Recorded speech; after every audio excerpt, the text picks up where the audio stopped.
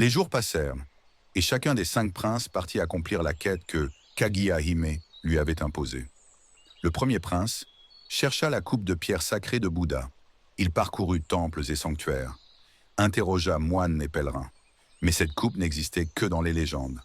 Alors il fit fabriquer une imitation parfaite, espérant tromper Kaguya. Quand il revint, fier de son trésor, elle le reconnut aussitôt. Cette coupe n'a jamais touché la main d'un dieu. Le prince, humilié, quitta la maison en silence. Le deuxième prince partit à la recherche d'une branche magique ornée de joyaux. Il promit richesse à ses serviteurs et commanda aux artisans les plus habiles de créer une branche splendide, sertie de pierres précieuses. Mais quand il la présenta, les ouvriers, non payés, surgirent et réclamèrent justice. Sa supercherie éclata au grand jour, et lui aussi disparut dans la honte. Le troisième prince osa défier la mer.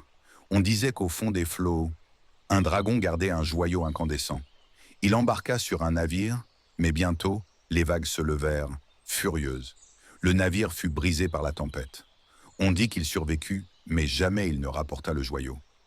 Le quatrième prince se lança sur des terres lointaines, en quête d'une peau de feu, un trésor qui brûlait sans jamais se consumer.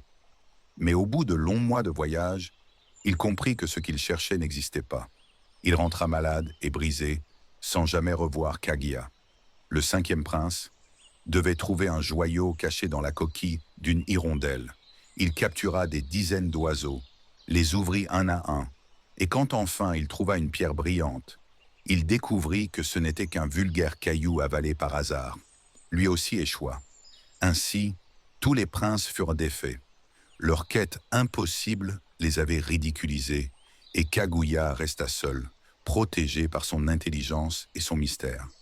Mais ce n'était pas la fin, car au-delà des montagnes, un homme bien plus puissant que les princes observait cette histoire. Et pendant que les princes échouaient, un autre regardait Kaguya avec des yeux différents, l'empereur lui-même.